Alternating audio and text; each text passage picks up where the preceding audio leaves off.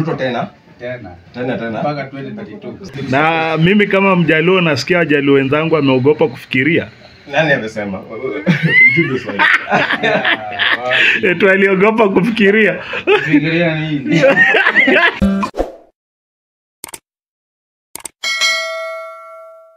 Wesh. Hebu venye walikuvuruga. Sisi kama vijana hapa hivi Dandora hatukusikia fiti. Kabisa. Na tunadai aje? Na tunadai hiyo game ya Gor Mahia. Kuja lazima atakuingiza. Naingia na wewe. Kabisa. Hivyo. Jeshi ya wapi? Hivyo. Jeshi ya wapi? Jeshi ni ya Dandora. Kako. Jeshi ni ya Dandora. Hivyo. Na tuko nyuma yako. Hivyo. Kama hiyo game ya Gor. Mwambie. Kuja. Kambo si. Ukamu. Tupate kwa pamoja. Kuingize huko ndani siku zote. Hivyo. Watu wachia PK wetu akue. Tafadhali tunaomba na ninaomba mtu wachie mtoto wetu. Busi kwa ataki mbunge wetu kwa sababu anakashifu serikali na Raila Odinga. Ukiangalia hiyo video vizuri sana, huyo mtu hiyo ni kitendo kilipangwa. Juu kuna watu walitokea kando wakifuata mheshimiwa hadi penye alitoka akimpiga huko nje mpaka askari wakamtetea. Na sasa wewe ulionaje kisa cha jana? Si ilitamausha ama ulifurahia wakati huu? Nilifurahia hata angefunikwa na hiyo mkebe. Unaona hiyo mkebe aligongwa nayo ile nini? Inakaa kama ile atako. Wewe ulifurahia wakati mheshimiwa alidhulumiwa? Useme mheshimiwa wapi? Akianza kuongelea huku na huku ati Ruto nini baba si nini. Kwani mbaya anataka vurugu tena. Na mwonekano wako jinsi ambavyo za bwana Raila Odinga akishikana na Rais Ruto mmoja alifanya coalition yao, wewe unaona ni kama ni usaliti ama ni itatatua matatizo ya Wakenya?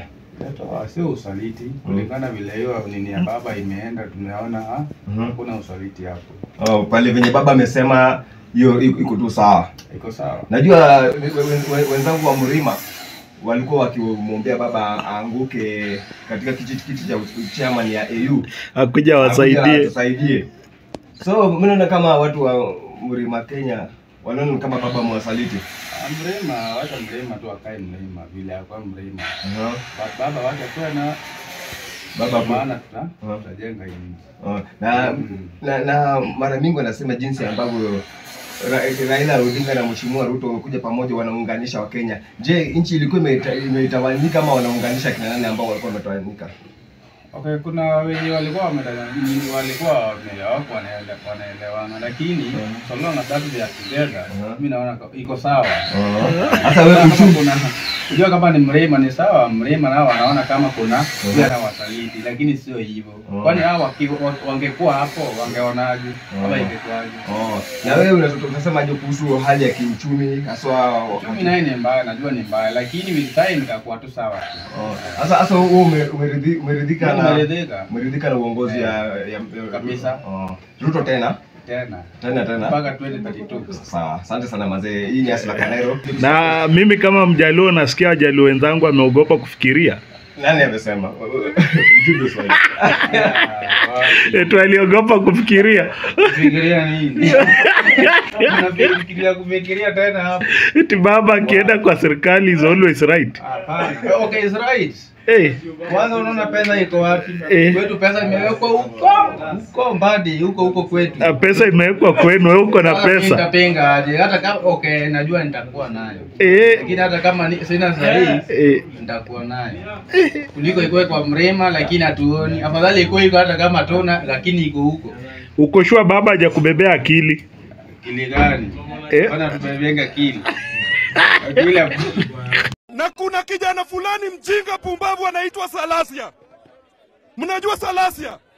Kila siku akiamka ni kutusi Raila. Nataka nimpe notice leo, tukiwa hapa Kibra, kwamba kila popote tutakapopatana na Salasia itakuwa ni kichapo. Lakini kusema ukweli, Mjaluo ni mtu amebebewa akili na baba. Huyu baba mbona ashikanishi Gen Z na Zakayo? Gen Z anaenda kama baba anashikanisha watu. Jenzi anaenda kuchoma parliament. Sasa mtu kama huyo. Sasa si baba ndo anafaa basi awashikanishe na Ruto. Waelewana. Ndio maana unaona alitulia Jenzi. Si aliongea Jenzi akatulia lakini sasa Jenzi. Hapana, hao Jenzi kwanza walimuona na Baba aliongea na Jenzi ama aliongea na Mbadi? Ona hata mimi mwenyewe sikuwa nataka kae. Ukakae tu hapa tu kae na yeye ndio na feel comfortable. Mtu wetu wako nyumbani. Wako nyumbani. Unajua baba ako karibu kukufa.